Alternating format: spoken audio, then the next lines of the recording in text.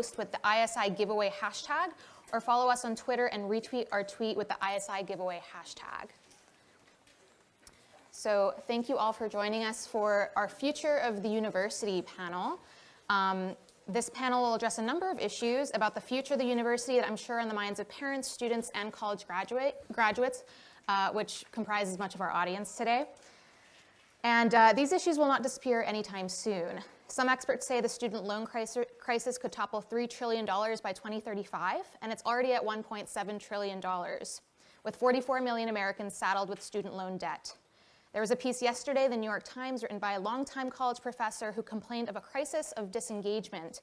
Perhaps many of our faculty members here are seeing that today, but a crisis of disengagement among his students, especially after COVID-19 restrictions introduced restrictions on in-person classes. For the first time in his career, this professor said he was witnessing mass carelessness from his students who skipped class, performed unusually poor on exams, and seemed to have given up on their academics.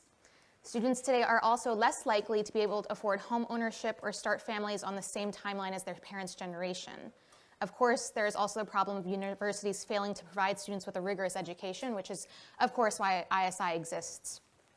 These dysgenic qualities of the higher education system today have pushed many people, including students, to ask themselves, what are the alternatives? Do I even need a credential to succeed in my desired career?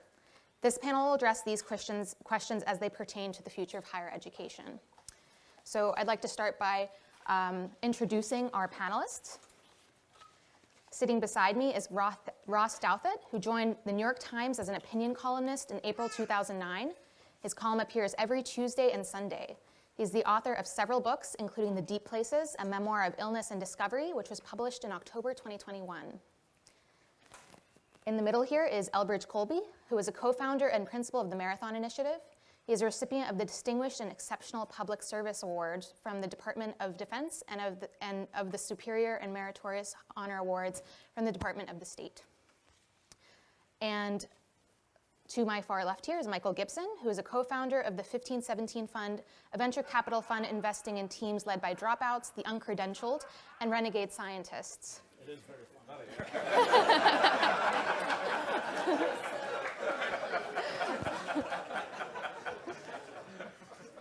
He has written on innovation and technology for MIT's Technology Review, The Atlantic, National Review, and City Journal. Please join me in welcoming our panelists.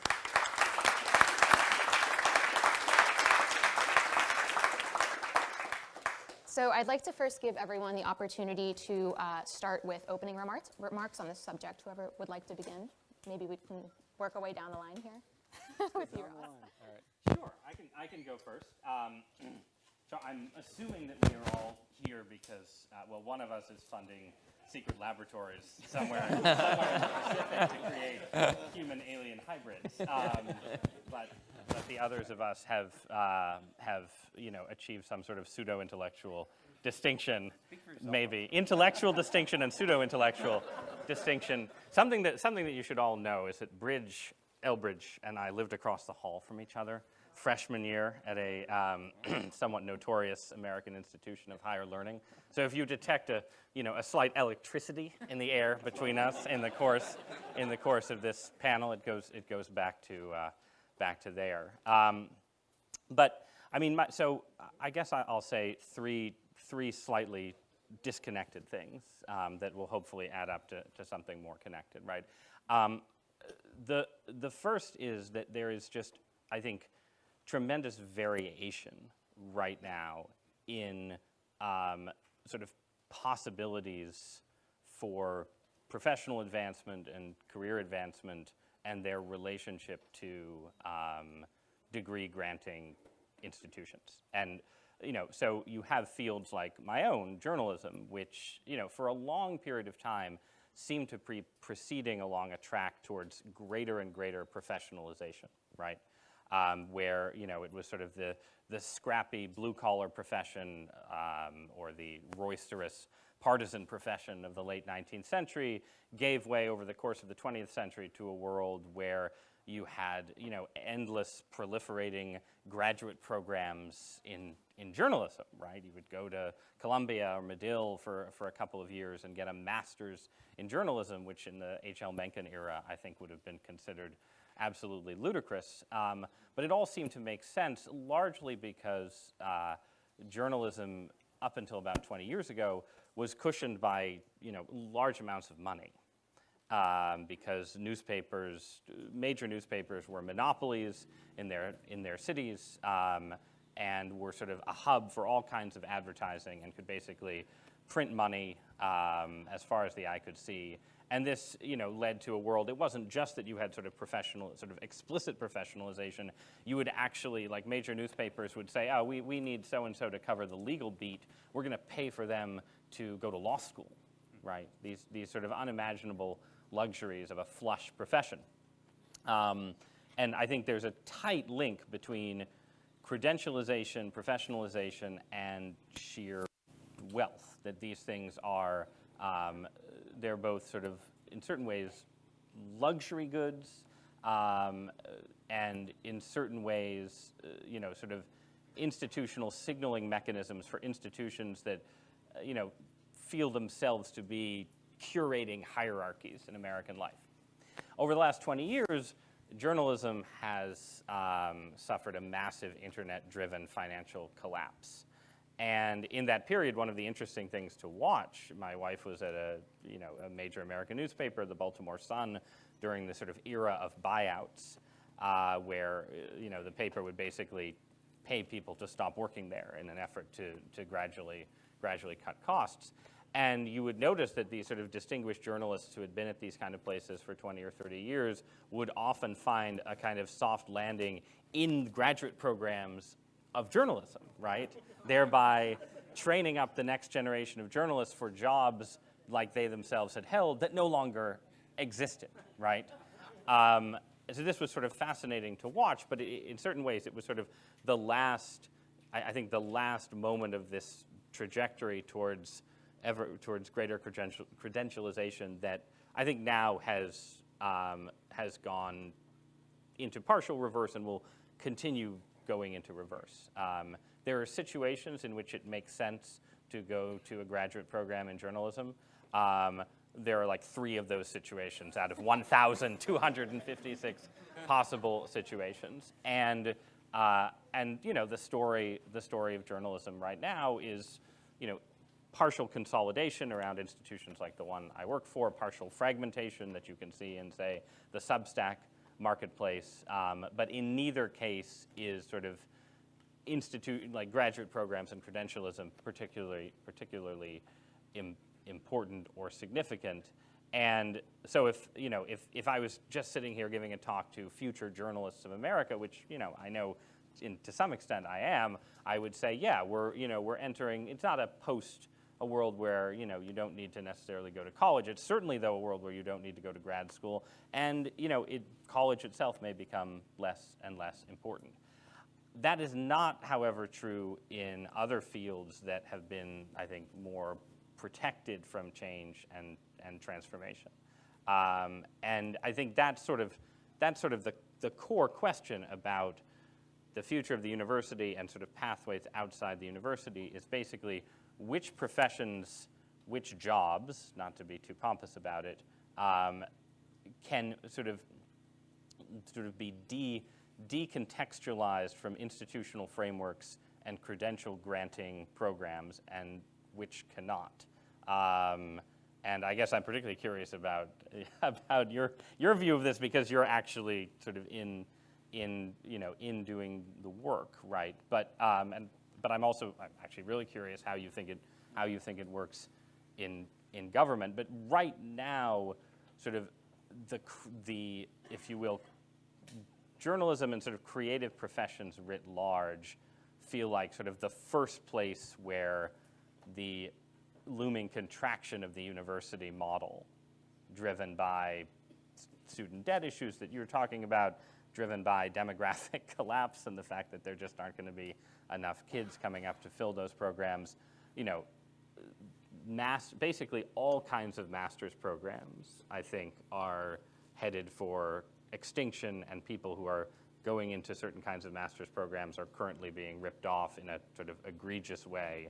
But journalism, master's in creative writing, everything in that zone, I think, is sort of ripe for, sort of partial or substantial deprofessionalization and a return to a more chaotic, free-flowing, less hierarchical model of advancement. But I have somewhat different thoughts about other professions, but I'll just leave that there and go to my co-panelists. Great. Well, thanks. It's great to be here. Great to be with my old friend Ross and to meet you. I look forward to your comments. I would say maybe I'll talk about the world of foreign policy and national security, particularly in the government. I know Daniel knows a lot about this too. I would say, let me frame it a little bit differently in the sense that I think there's a real challenge in the future. This is a conservative institution. I'm a conservative. So thinking about how do we as conservatives in the future of the conservative movement, how do we create, to use a term that's not conservative, cadres of capable people who are eligible for the right kinds of positions to actually pull levers that will make change, but are also, I use the term aligned. It's not kind of a slavish conformity, but it's basically people who are thinking the way that broadly probably most of us are, if I can be permitted that assumption. The issue with government and national security, and I've actually found this increasingly in recent years, is that, look, government, especially national security and foreign policy, is a very top-down enterprise. It is perhaps it's one of the most credentialing in the sense, not necessarily that people are the most capable, but like you literally have to get cleared by the government to work on national security. So, and in the government you get paid more if you've gone to a master's program or if you have a PhD. It might make you more eligible for senior jobs. So it's like very bureaucratic kind of, and the kind of things that Ross are talking about are much, much more difficult with civil service laws and all these, and the way government operates. And I've actually increasingly, I think the degree granting institutions, obviously the elite institutions like the PhDs, obviously skew left. There are a lot of great people who come out of there. There are a lot of great people who could be considered aligned, if you will. But I'm not saying anything that anybody doesn't know, that like the elite universities are obviously very, very left-leaning these days. But also some of the master's granting institutions, and I've increasingly felt the kind of NatSec community. There's this kind of idea, and it has these kind of, I sort of didn't realize it until a few years ago, but it's like it actually has a kind of, there's a sort of like, I'd say a conformist kind of hierarchical, sociological sort of thing going on that I can expand on. But I think to myself, well, I don't know if I'll be in the government again or not, but if you were somebody who was trying to put together a team for a future conservative institution that actually wanted to drive change, how would you fill that in the near term, but then how would you develop those cadres over the sort of medium to longer term? And I think this is a real challenge, because I don't think the Substack kind of model, that is sort of disruptive model, and I don't mean to be dismissive, but it's just not going to work in a... You're not going to hire a Secretary of State just because he has a really good Substack. Well, you might. Actually, the Secretary of State... Secretary of State, you might actually. Maybe I actually kind of probably would. We're 2 elections away from that. Exactly, but but it'd be more like the minions who are actually going to the meetings. And yes, you can hire a few people through the political selection process, the remains of the spoils, system going back to the 19th century. But the vast majority of the people in the national security state are career professionals, and it takes a long time for people to get cleared from the outside, and then the timing. So I think this is a real issue, and I'm not. There are institutions that are trying to get after that in a very positive way. So I don't want to. But I do think, part of that's going to be sufficiently playing by the established rules of the game in terms of credentials to create enough people to be able to fill these positions and move these levers, but also probably over time thinking about, the analogous idea would be, it seems like a good idea to me if elite universities and foundations are essentially agents of, left-wing policy, maybe they shouldn't have these tax provisions, right? And that gets their attention, you know. So, but similarly, maybe we should be thinking, how do you really fundamentally change the structure, because you're not going to be able to do the individual puts and takes. I don't know what the answers to those are, but I do know this would be a big problem. And obviously you saw it in the Trump administration. But you know, for a future Republican administration, whoever it is, I think it's going to be a problem that we're going to need to think about, and well, more than think about, actually do something about. Yeah, that's fascinating. Because I'm a fan of spy novels and memoirs by CIA officers, and one of the recent things I've noticed is that the old guys complained that case officers didn't need BAs, and you know, the more human intelligence focused guys, whereas the newbies, you know, they all require BAs. So I don't know who's in charge of that. I guess it's the executive branch ultimately, but it would be wise to discontinue the requirement that a BA is necessary for these jobs. I mean, ideally, you would focus on someone's abilities and capabilities. Well, if I could just briefly comment on that, because I'm not an Yeah. expert, but like, you know, case officers are basically a kind of journalist. I mean, they basically develop sources. Yeah. You provide information. It's just a secret kind of information, but it's a pretty similar. You tweet a lot. Well, journalists shouldn't be tweeting so much. Not you, but you're a columnist. But like, you know. But Right. anyway, it's not. I mean, that's a on point. Yeah, so what does the degree signal? Just by way of intro, I run a venture capital fund. Our claim is that we back people who don't have credentials. You know, we only invest in, or by and large invest in people who have no college degrees. We're not into small businesses. We invest in technology companies. These companies scale. A lot of them are on the cutting edge of science and technology as well, so it's not, you know, just a bunch of people building apps. I got into this. I thought I was going to be a professor of philosophy. I studied ancient philosophy, moral philosophy. I was working towards a doctorate, and I dropped out. And then through a series of unlikely events, I met Peter Thiel, co-founder of PayPal. This is 2010, and he, you know, he hires a bunch of oddballs with no experience. That's just something he does. I didn't know that at the time, but I ended up in an interview with him. We're talking about René Girard, a literary theorist he admires, Emile Durkheim, and then at the end of the interview, he's like, "Hey, do you want to come teach a class at Stanford Law School with me this winter on technology and politics?" And I was like, "Yeah, all right, this sounds fascinating. I could do this for a year, and then I'll go back to being a out-of-work journalist, freelancer." But I show up to work the first day, and a colleague comes to my desk. I'm on this trading floor. It's, as you would imagine, you know, CNBC on the TV, stock ticker across the bottom.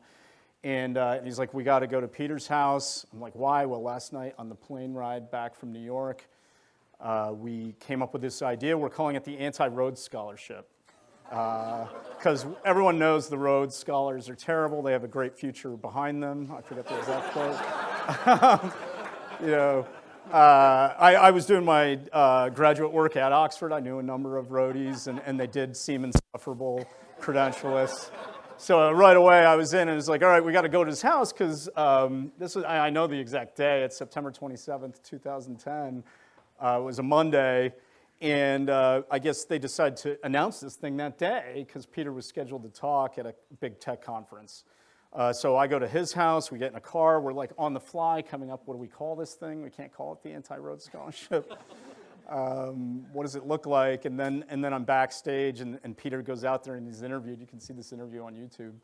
And he announces this program in the present tense, like we've been thinking about it, we're taking applications.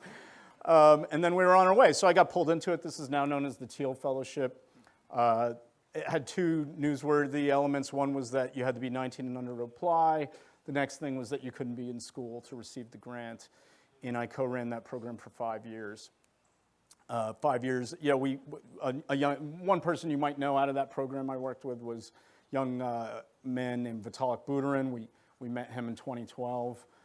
Brilliant thinker in game theory and mathematics and computer science, had some ideas for how to repurpose the blockchain underneath Bitcoin, and we helped him launch Ethereum in 2013. I did not buy a single ether. I have famous Facebook posts and social media where I'm like, everyone buy this today. I did not as an officer at the nonprofit. A friend of mine did. He bought $1,000 worth. I understand it's worth like, well, I guess we're in the crypto winter, but still worth a few million. After running this grant program for a few years, we saw people without degrees doing extraordinary things, and then a colleague and I realized we could make money backing people like this. So we started a fund, tongue-in-cheek named it 1517. I was born Catholic. I'm not a Protestant, but one thing Martin Luther was protesting against was the sale of indulgences, and so we had this analogy that the diploma is the modern indulgence. If you don't have it, your soul will not be saved. You're going to hell. So our theory is, you can save your soul without getting a diploma. So that's my background, and real quick, what I'll say about the future of the university, and hand it back to everyone else is, I visit a lot of campuses, and one of the things that occurred to me were just the major architectural features of a campus. There's the stadium where the football team plays. There are the dorm rooms, the frat house, the sorority house. There's the admissions hall, and there is the clock tower. And the clock tower stood out to me because it is virtually on every major campus. And I started to wonder, why is this the case? And it actually goes back to the medieval origins of the university, where the invention of the clock tower was actually a major, major change in the way societies organize themselves. And there are a great number of histories on the invention of watches and clocks, but the clock tower in particular removed and settled disputes about how time was organized. And it's hard to believe this, but you can see old court cases in France where farmers are arguing with peasants about how much time they spent on the farm any day. It's like our wage labor wasn't possible because all these disputes arose, or people couldn't coordinate easier. And so that mechanism was brought to the university campus. The bell tower clock organized class schedules. It set the length of the class, and then it set the length of the degree. And it occurred to me, it's like, why are universities obsessed with the hour? It's like there are hour-long, your courses are measured in hour-long credits. You take hour-long exams to prove that you know something. And you have to march around this clock tower for 4 years. Why not 3? Why not 5? Well, I guess it does take a lot of people 6 years. That's not commented on, but it's an issue.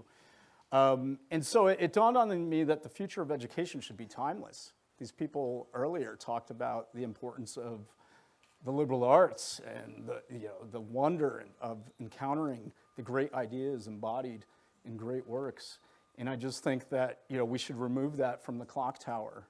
The things that matter, skill acquisition, preparation for the labor force, I think that will be the first thing to be disrupted. That's what we see in computer engineering most of all.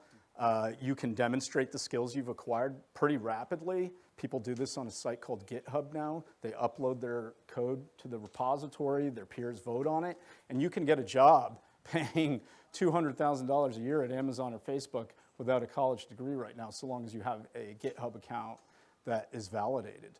And maybe there are other skills that the university imparts that are intangible and can't be measured, but I think we're going to start to see the march from things that can be directly measured to things that can't.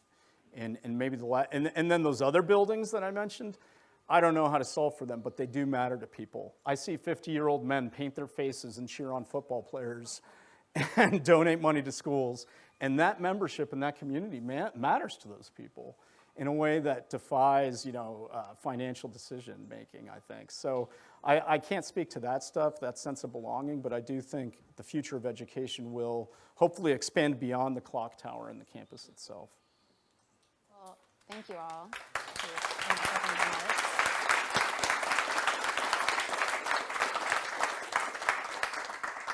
So in my intro, I identified some of the issues that are facing higher ed today, but given the variety of backgrounds you each come from, could you highlight what you believe is the biggest or most consequential question or issue higher education is facing today, and what ought to be done?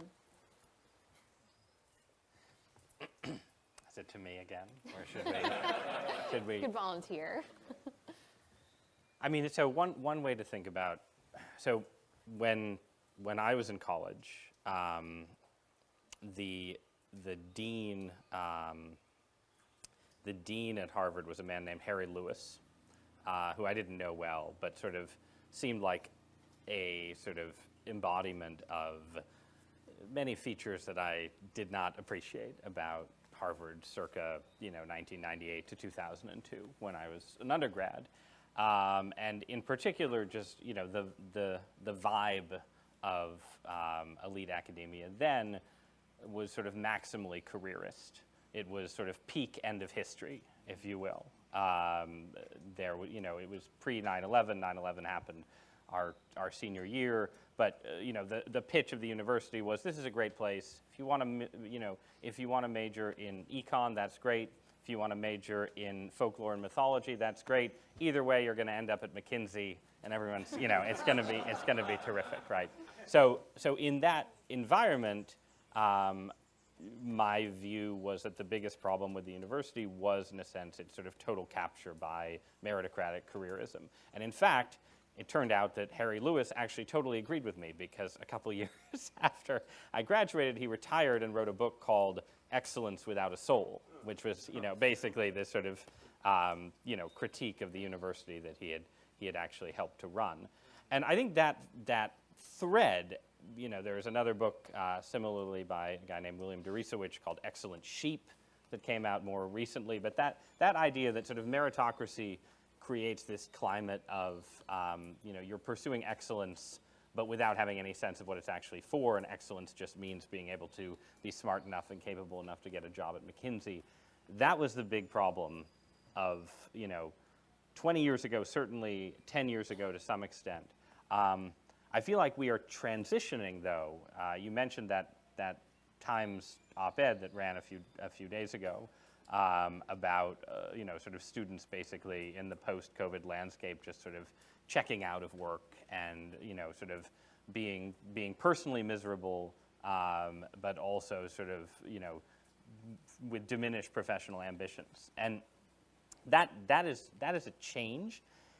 It is connected in some ways. I think you can see the rise of sort of wokeness and progressive ideology on college campuses as a partial reaction against this sort of meritocratic cult of excellence. It's like we need morality and purpose, and we're going to get it from Ibram X. Kendi if that's where we have to get it, but we're going to get it somewhere, and that's been sort of the story. That's been sort of the transition, this sort of revolt against meritocracy leading to a new era of sort of progressive militancy. But part of me wonders if that's, reading that op-ed, I guess, I had more of sort of a doom scenario, right? Where, I moved back to New Haven a few years ago, and, I started hanging out with academics again. And I'd say, well, what's the biggest thing that's changed in the last 15 years? And they all talked about like depression and misery, basically, among students, right? And as just sort of the biggest change is like a constant mental health crisis on elite college campuses. And all of that, I feel like there is something inchoate here where, there's sort of a exhaustion with rebellion against the energy of meritocracy, which was real energy. Like, people did work really hard, not me and Bridge, but other people who I knew worked really hard in college, right? So there's a revolt against that. There's a sort of air of sort of palpable misery everywhere. There's a moralistic but pretty anti-intellectual ideological mood. And all of this is happening at a moment when certain bubbles, hopefully not the full, Ethereum's going to stay, I own a little Ethereum, so it's got to stay somewhere. But, there's sort of a deleveraging in the economy. Colleges are going to be in a lot of financial trouble. And so that's sort of, it's almost like an air of not ideological and intellectual problems, but like actual sort of disintegration and collapse that more so than at any point in the last 20 years, certainly I feel like hangs over the whole university project. Well, I mean, that's bleak. It sounds credible. I mean, you'd know better than I. I was going to say something more banal, but I've seen from most of our perspective, it seems like the sort of, what's the right word? Extreme would be generous capture of left-wing ideology and this sort of illiberal sort of control seems to be the I mean, when we were at Harvard or when I went to law school, and I'm sorry if this is me, I apologize, I don't know. Yale Law School, where I went to law school, my main advice is don't take legal advice from me, so apologies. Certainly when we were in college, I didn't feel like you couldn't say anything in class that wasn't like manifestly, offensive. I mean, that's obviously subjective, but I did not feel constrained in our small groups that we had with 15 people or something like that. And I could say some pretty provocative stuff. And even when I went to Yale in the mid-2000s, in my small group on constitutional law, which was chaired by a very left-wing professor, but I would say all kinds of things about, that are relevant to today, and and there were other people in the class, and I didn't feel like I was punishing. I mean, maybe I was a little more flippant than some about, or I was more. Anyway, but I feel that seems to have changed very significantly. And I agree with you about the assessment. I mean, that was definitely the feeling at Harvard at that time. It was kind of this like soulless success for itself. And it's kind of like how I feel about Bill Clinton. I don't know if this is like politics, but I'm like, God, Bill Clinton looks pretty good in retrospect. I mean, geez, like it could be a lot worse, I mean, well, I'll take like soulless triangulation over the alternatives, I mean, but that's sort of how I feel about what's going on now. And I haven't been on, that much on university campuses in the last few years, but it seems pretty crazy. And I mean, what people are signing on to is I remember a few years ago, Ross and I are Catholics, so we're triggered by your 1517 comment. I'll speak for him, but we're used to dealing in Protestant-dominated environments where it's okay. But I will say, I thought a few years, because we used to go to St. Paul's for church, and I remember reading somewhere or seeing some, that I think the first Catholic academic was like in the 1930s or something. But basically, Catholicism was like a tolerated but very, in traditional old Harvard, old kind of waspy Puritan Harvard. And it was like, okay, we all know about that. But I remember thinking to myself a few years ago, and I may have stolen this from Ross with so many things. But it was like I could see a situation in which Catholics at Harvard go back to that situation. Especially with the way things have gone on, like sexuality and gender and abortion and all these kinds of things, where it's like this barely tolerated group. And, that seems pretty nuts to me, but it does seem not far from where we are. And that seems to me to be the big, and that's why I'm more in your camp, Michael. It sounds like in terms of you're not going to fix this through little puts and takes. You're going to fix this through structural disintermediation. Is that the right word? I think so. But, that kind of thing where, the kind of proposals where let's tax endowments because of the 50-year-old guys at the football stadium who themselves don't like that but are stockbrokers and don't care and they want to go and, cheer on at the Yale game or whatever. This idea that donors are going to stop giving is, forget it. Like, that's not going to happen, I think. Or it's not going to happen enough. And then there's a new class of donors who love the new situation because all this left-wing, hyper left-wing kind of Gramsciist stuff actually distracts from like the socioeconomic factors and the class issues that are probably at the heart of a lot of our problems. Not to sound like too much of a Marxist, but they have a point. And that's, those people have billions of dollars. And, Peter Thiel is a noble exception, and there are a few others. But I think to me that means, I'm a realist in foreign policy, but also domestically. You got to look at structural level solutions, and I don't have the answer to that, but I think it's going to be the kinds of things where you're looking at endowments and you're looking at regulation in the same vein as, say, what Governor DeSantis is doing in Florida on the Disney thing, like where he shot across the bow. And we have to be prepared for that kind of thing. And that's because that's the only way we're going to get to some kind of reasonable equilibrium again. Do I need this? Or? No, you don't need this. Okay. Yes. Yeah, a lot of great things there. I think the number one issue that affects most people's lives is the cost issue. I mean, the reason there's so much debt is because it's so expensive. And one of the surprising things to me, but also revealing, is how I think the left, especially the far progressive viewpoint on higher education, should be single payer. It's bizarre to me that they don't claim their own view and say we should nationalize the universities, strip them of their names, institute price and wage control, and everyone goes. I mean, that should be Bernie Sanders' solution, or Elizabeth Warren. But the reason they don't offer that is because they have claimed the commanding heights, and it is a way of authenticating their elitism. It is what provides them with the government work and the prestigious jobs and so on. At least that's my take on it. So it's because the cost issues talked about so much. I mean, here we are about to forgive student debt without even solving the underlying problem. So what are we going to do in 5 years? Forgive it again? We should all enroll in college next year if that's the case, and take out $500,000 loans. So yeah, that I think is the number one issue. But maybe I don't know if it's the number one issue, but to bring up one of Ross's books, The Decadent Society, I think that we live in a time of scientific stagnation. We're not making advances. The rate of progress is not as fast as a lot of press releases would have you believe. And I think that one of my claims would be that even the most austere and impressive heights of STEM are not as impressive as you think. I think there are a lot of professors out there who are not advancing knowledge, not like they used to, and yet they're able to claim the mantle of authority by speaking from a university. And maybe Fauci is like a good example of this, where there's something called the science now, and that is authenticated by universities. But you can look at many fields. In psychology, for instance, there's a replication crisis.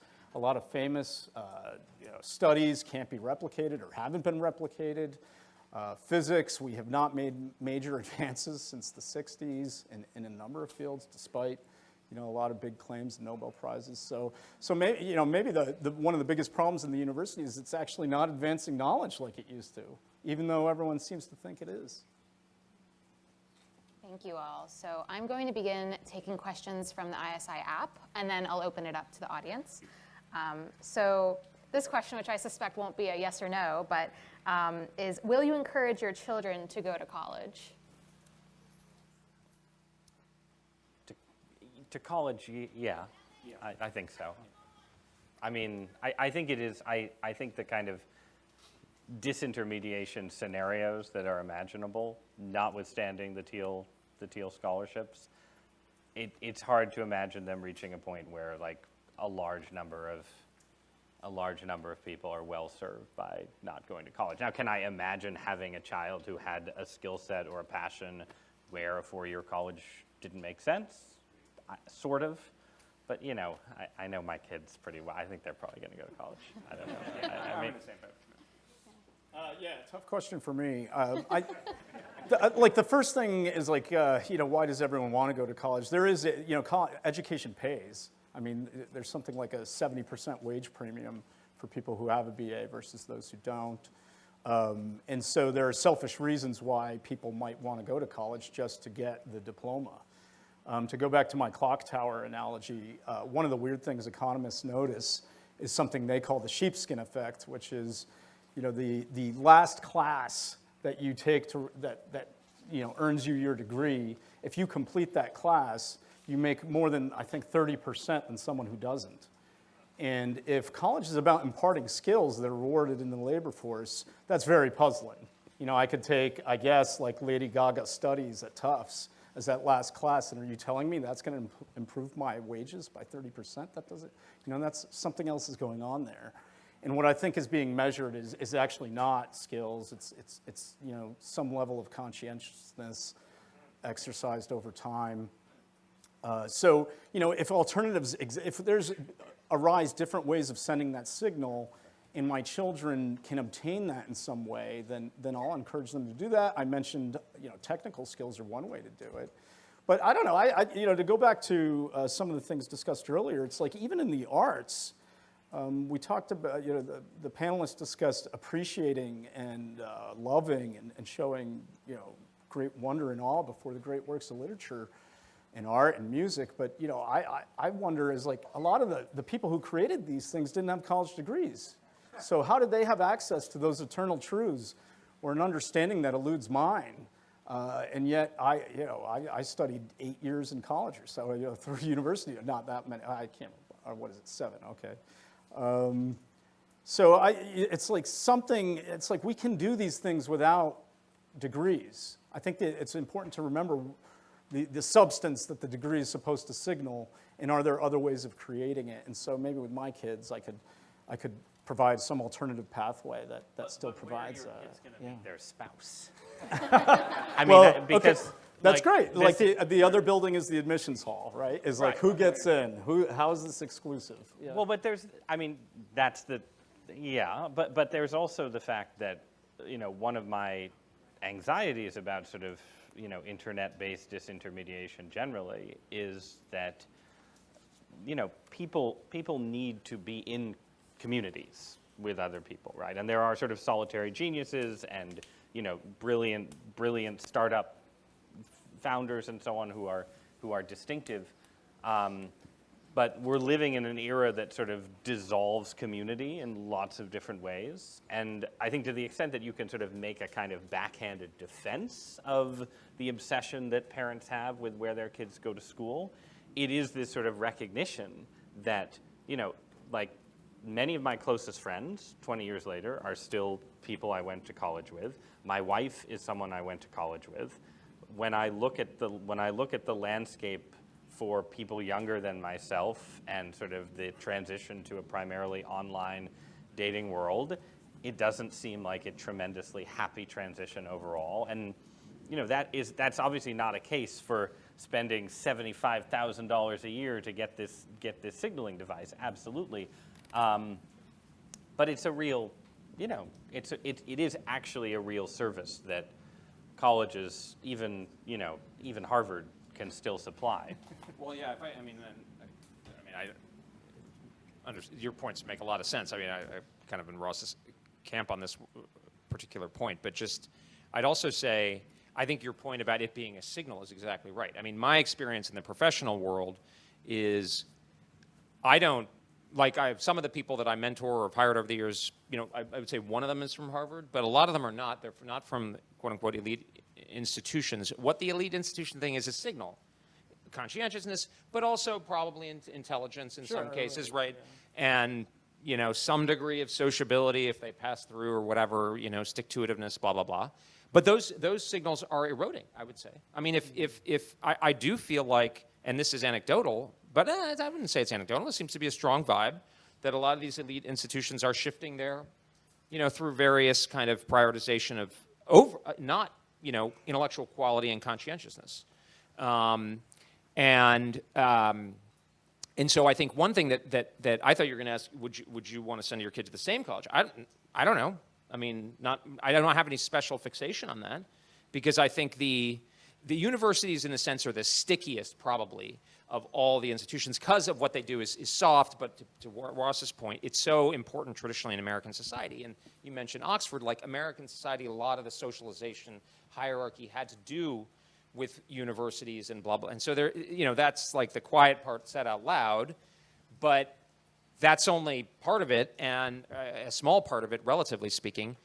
And I think what we could see is to me, to get back to the kind of what to do, is putting pressure on these, particularly these elite bloated institutions that are taking advantage of their status to push a particular agenda, but also both people going to new institutions and going in, and then people who are in a position to hire people and that kind of thing, being open, more than open, being receptive and welcoming. I know you're ahead of the curve on that. So, but that just seems to me where these the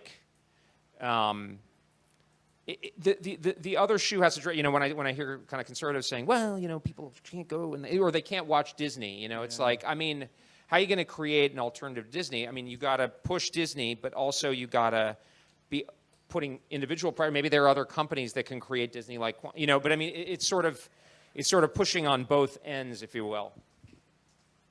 Yeah, I'll quickly add a couple things. I don't pretend to have ideas about how to solve some of the issues that, like belonging, a sense of belonging to something bigger than yourself. and rooted in tradition and history. And then tied into this period of life where, it's a human universal to have a rite of passage where young people leave the home to go off to become adults. And somehow that's been,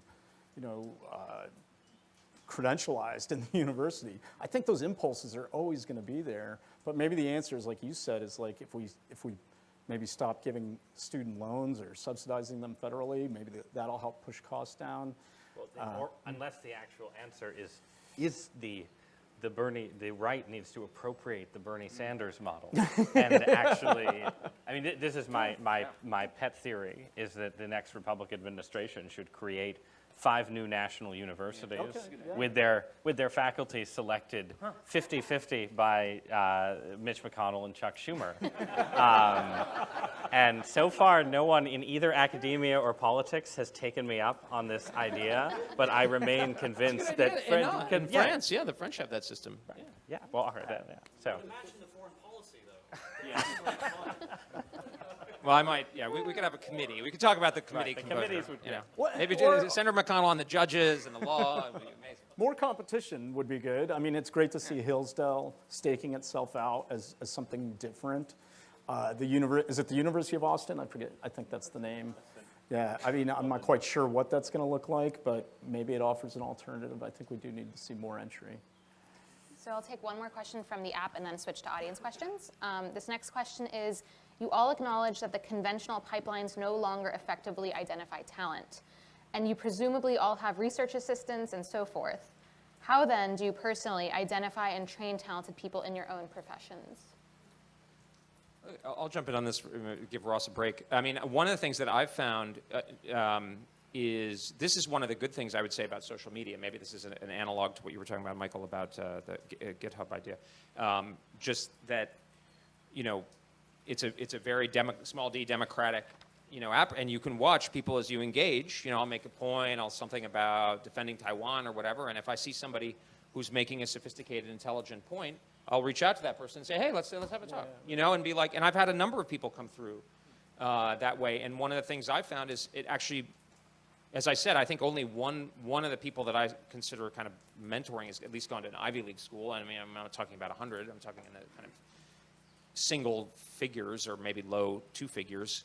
But I think that's a way where, again, the social media thing, obviously there's a lot of bad elements to social media, but particularly for our side, given that we can see that now with what's going on with Elon Musk and stuff, the sort of corporate left conglomerate controls so much of the, traditionally, you talk about the schools. I thought you were going to talk about all these journalistic prizes that journalists give to themselves, and it's like a kind of a sorry, no offense. I'm going to get one. All right, that'll be a good one. That'll be a good one. That'll be good. One of these days.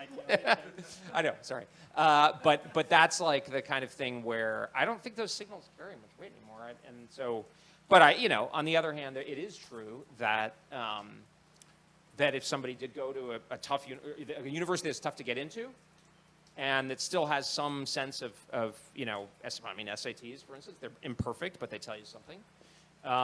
That's some information, but I think they're telling you less and less over time. The only thing I'd add quickly is that, again, relevant to ISI, if you go to an elite university and are a conservative, there is actually some selection still at work there. So I think that combination of signals for people on the right who are hiring is actually still a reasonable signal. I'd just like to see the apprenticeship model brought back to professions where you might not even think it's relevant, such as theoretical physics. I think, and then getting people in that pipeline and training them in a craft of science more than this idea that it's like something theoretical imparted in classes. I think might help change things. We on the fund side, we give out $1,000 grants. Ideally, I wish it was cash in an envelope. I meet someone, they tell me, hey, I'm working on this and this. I wish I could buy that, and I'd be able to slide them cash across the table. Can't do that for accounting reasons, but it really helps us see, they get cracking on something, and they're doing it for their own. It's intrinsically motivated. And then we sort of get to see how they perform out in the wild and encourage them, mentor them. Maybe they want to keep going on something and we have other ways of helping them. And I don't know, when we started the Teal Fellowship, we had applications with SAT score. We asked for SAT scores, what school you went to. And to be honest, it wasn't that helpful in the event, because the types of people who are good at satisfying those requirements were not the types of people who are good at like creating things in the world, in the wild in ways. And some things became negative signals, like the Intel Science Award. That was like, okay, you're clearly a committee pleaser. I love the idea of like, or maybe the sports analogy, it's like Tom Brady, I forget what round he was drafted in. It's so hard to predict how good people are going to be at something, and that's true of a lot of professions. So we got to find ways of trusting people earlier, help them establish their reputation, get them going. So we have time for 1 or 2 questions from the audience. Nate? Oh, sure. Yeah. So on the one hand, it seems like descriptively there is consensus that the universities are in trouble or maybe even in decline. And I think from the conservative perspective, that could be viewed as a good thing on the one hand, because the universities, or at least the elite universities, are not a force for good in contemporary American society. But on the other hand, we need some kind of university system. If we want to remain competitive, on a global scale, we need to be graduating people with degrees in computer science and physics, et cetera. And I admit some skepticism about the effort to just build new institutions like University of Austin. It's really, really difficult for a variety of reasons to just build alternative universities to the ones that we have. So I wonder how we wrestle with those competing impulses, where on the one hand, we view elite universities as a negative force in America today, but on the other hand, their decline could cause a myriad of issues going forward.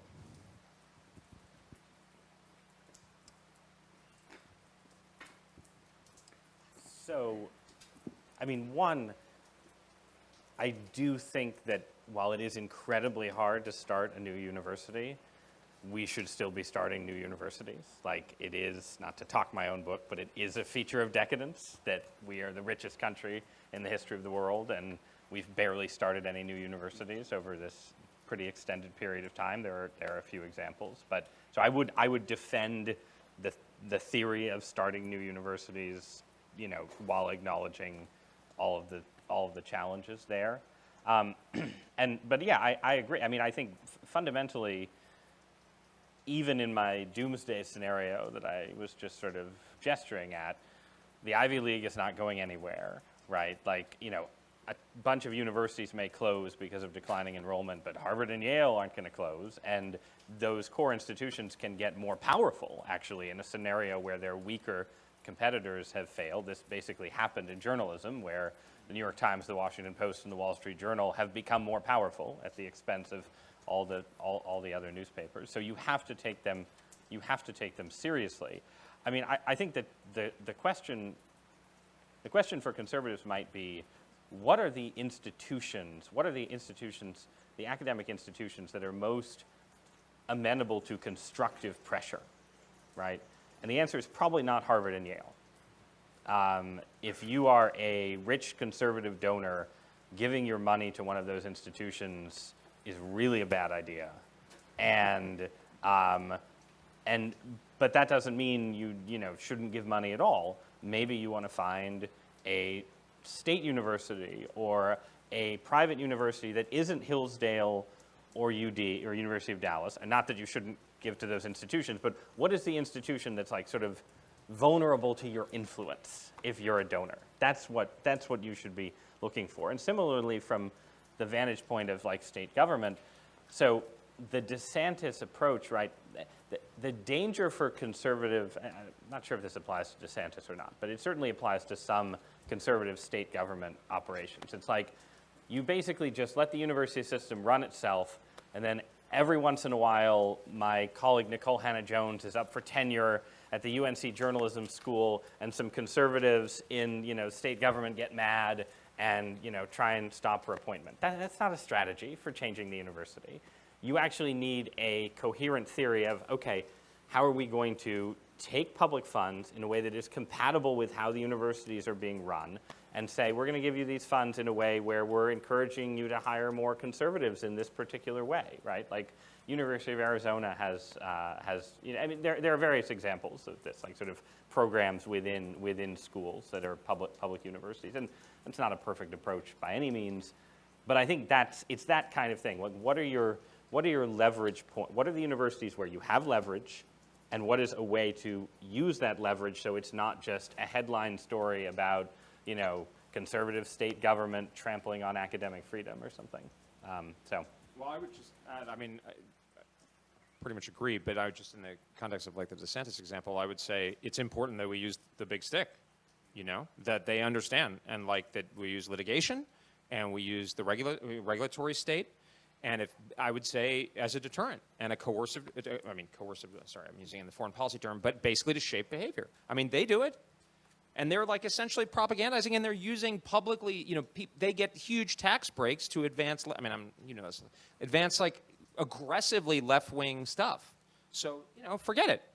And I mean, I think a few examples, and it needs to be coupled with a positive strategy that Ross is talking about, absolutely. But I would say that's the big, you know, so I think Senator Cotton is the one who's introduced legislation about, you know, somehow taxing or whatever the university endowments. I think it's a great idea. That kind of thing is a great idea. I don't know exactly what the, you know, or if there is, you know, basically racial discrimination in admissions, you know, like litigate aggressively, you know, and I think universities are rational actors, but they are super wealthy, and they don't believe that we will do anything to them.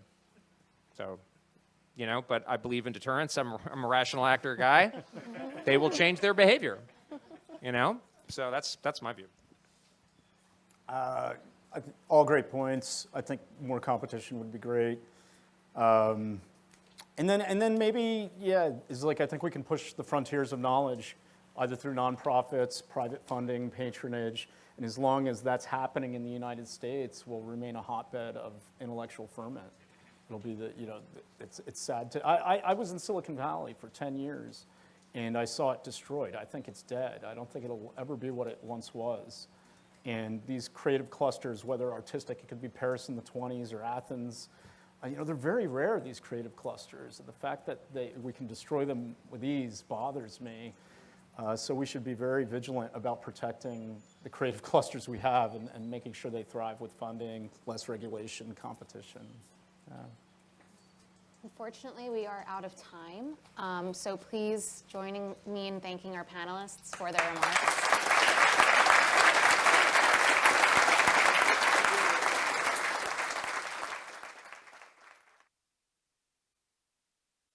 So now it is time for a 15-minute break.